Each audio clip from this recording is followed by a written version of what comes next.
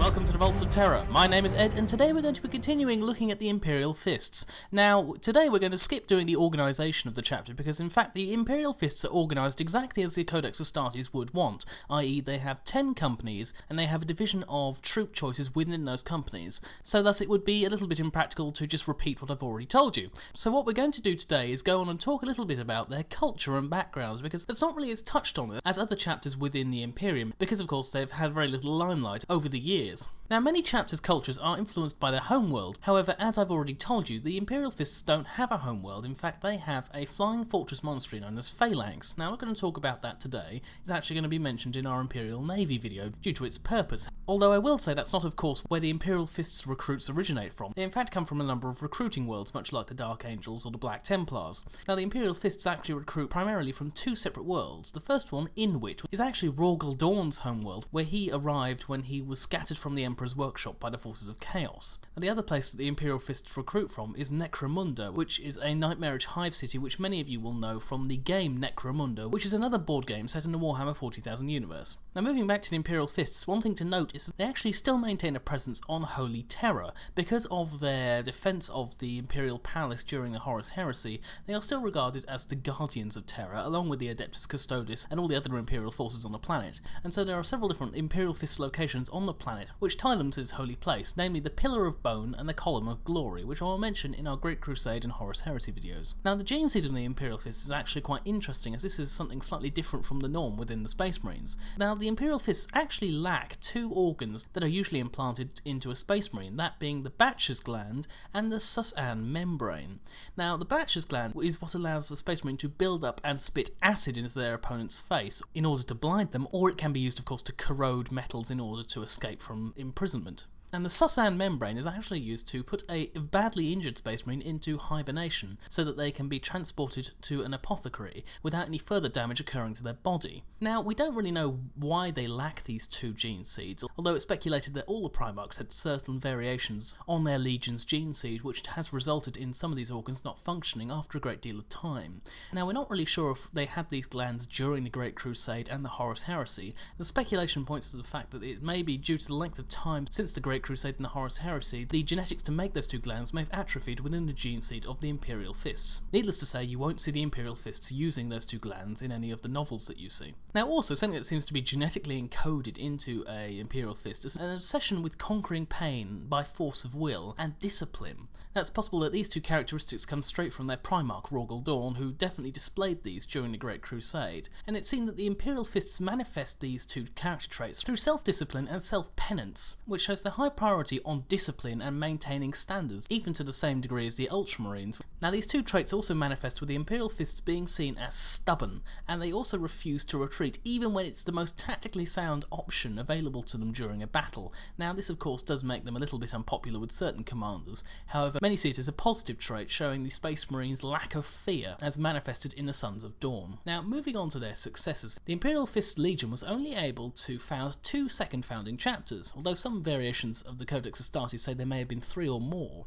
Now, this was due to the Legion actually having quite a small size during the Great Crusade and the Horus Heresy, and also during the Siege of Terra they will have lost a great deal of Marines during this siege. Now, of course, they have founded other chapters over the years, so it's very strange to see that the Imperial Fists are one of the few chapters that actually have a greater number of third founding and other chapters beyond their second founding chapters, unlike the legions of the Blood Angels or the Dark Angels, who have a great deal of second founding chapters and then less and less other chapters stemming from those.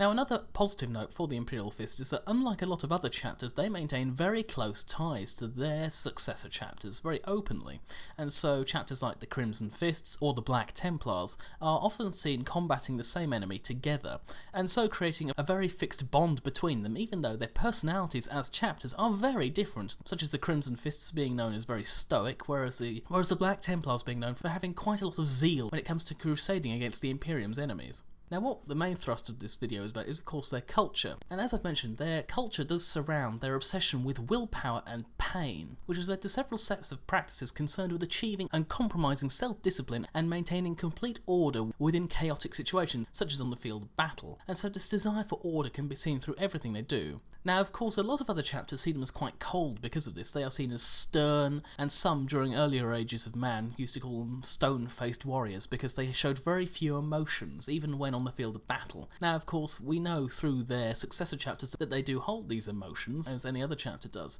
but they like to channel their zeal or their excitement or their battle lust into self-discipline and maintaining order at any cost. It's also seen that any Imperial Fist showing undue zeal upon the battlefield to be seen as not being disciplined enough and will usually face some sort of punishment, which I'll mention later. Now, also, in holding themselves to this high degree of order, they also have a highly ritualised way of dealing with any disputes within the chapter. Now, it's actually in the form of a duel, and this duel is all on matters of honour. It's never a duel to the death, but merely to show who is right in the eyes of the Emperor and in the eyes of their Primarch. As I said, the duels are highly ritualised, so what will happen is that one foot will actually be secured in place so that the Imperial Fist can't move around too much, thus having to face the opponent head-on and deal with the combat directly, rather than lots of subterfuge or feints getting in the way of the direct honour of the combat. From what we know, they actually use tungsten epées, which is quite a different style of combat to their usual short sword style Space Marine combat, and each honour duel is arbitrated by a brother Marine who has a concealed identity, so he's not party to the dispute in any way. He is just seen as an arbitrator of who wins the duel. Now, of course, the duel is not to the death, as I mentioned. What will happen is they will duel until first blood is drawn upon the face of the opponent. When that happens, the opponent who has had the blood drawn must apologise for whatever impropriety they have seen to have committed, and thus honour will have been satisfied, and the victor will be seen as the right party in this. Now, of course, these duels do leave scars. However, they are not held as a sign of dishonour to be scarred upon the face because of a duel. It's seen as a mark of honour, and the fact that the Marine has been maintaining order and discipline by resorting to an honour duel rather than verbal combat or any other sort of conflict that is not becoming of an Imperial Fist. Now, another element of their culture I'd like to mention is the fact that they use Scrimshaw. Now, for anyone who doesn't know what that means, scrimshawing is when you engrave bone, usually with either pictures or words, and the Imperial Fists, rather strangely, are known to scrimshaw their bones from the hands of their dead. After a battle, Space Marine who has distinguished themselves will usually be awarded the hand bones of a brother Marine who has fallen in battle, usually the battle they've just taken part in, and each individual bone will then either be engraved by that brother, or in some cases where they've distinguished themselves, they'll receive pre-inscribed bones, usually from a hero of the chapter. Now, of course, due to the age of a Space Marine and the discipline of an Imperial Fist, they're usually very detailed and very highly ornate, and will be worn into battle, usually as a set of ornamentation, and will show to another Imperial Fist the amount of dedication and duty this Imperial Fist has shown towards his chapter by the number of hand bones that he has upon his armour. And as I said, the process of the scrimshawing is to prove their mental discipline, focus and attention to detail, because of course even in a Space Marine, the finger bones will be very, very delicate and thus require a lot of skill to engrave. In fact, the hand bones of Rorgaldorn himself have been scrimshawed, and are on display in the Phalanx, the flying fortress monastery of the Imperial Fists, as a mark of great honour towards his legion and the chapter which inherited its name. Now, as I said, you will usually see finger bones upon highly distinguished members of the Imperial Fist chapter, so usually officers, although a notable veteran will always have at least some finger bones upon his armour to display the fact that he is a paragon of the Imperial Fists. Now, a final element I want to mention in relation to the Imperial Fist culture is the fact that they revere pain and punishment as a method of training. Now, I'm sure you're all aware, and you will have seen throughout my other videos, that Space Marine training is far from painless. Many aspirants or neophytes will be killed in the process, either being mutated by the gene seed that's trying to be implanted in their body, or just being killed through training, because Space Marine training is usually with live weapons, which can all do a lot of damage.